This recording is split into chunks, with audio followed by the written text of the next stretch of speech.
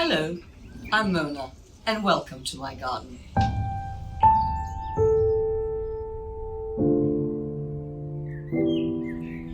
This is a carokia. You may not have heard of it, but I happen to be the proud national collection holder of this plant, which is largely unknown and undervalued. This is another new introduction of a carokia, and in my view one of the very best, as it's compact, turns a beautiful bronze in the winter, has these dainty pointy leaves, and is the perfect alternative to box. And as box has been decimated by the caterpillar, this is the plant for you now. I've developed a particular passion for two colors. The bluey grey of this lovely Ozotumnus from New Zealand contrasts and complements this Physocarpus diablo beautifully.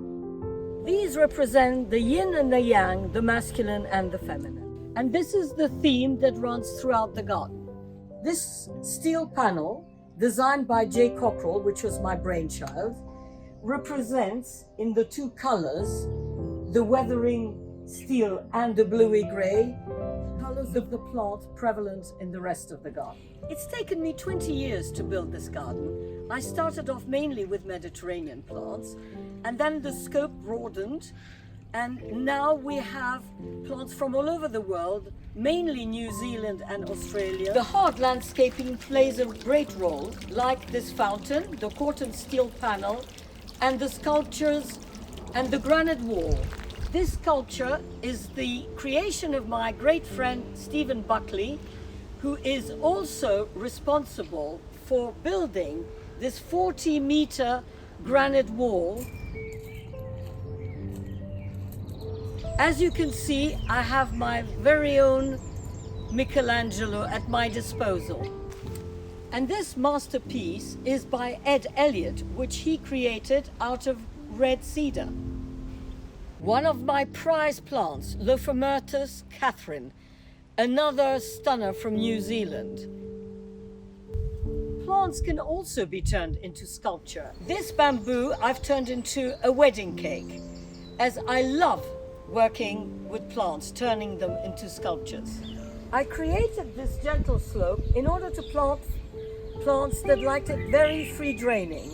And in order to do that, I brought in 3 tons of soil. This is the situation for the whole garden.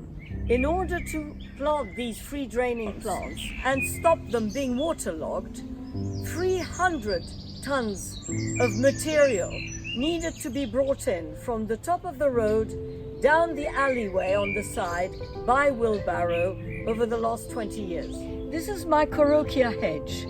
Each plant is a different variety. They're both similar and different, and in time, after pruning, they will create a wavy Japanese cloud-pruned hedge. This is my haven and my time where I can do what everybody these days calls mindfulness. While I'm here, I don't think about anything else. The pruning is my favorite job in the garden because that's my opportunity to sculpt plants. This garden was a labor of love which has taken me 20 years, and it's taken a lot of material, a lot of sweat, blood and tears in order to give these plants what they required to thrive. Thank you for accompanying me on this tour of my garden, and if you would like to visit in person, please contact me on my website.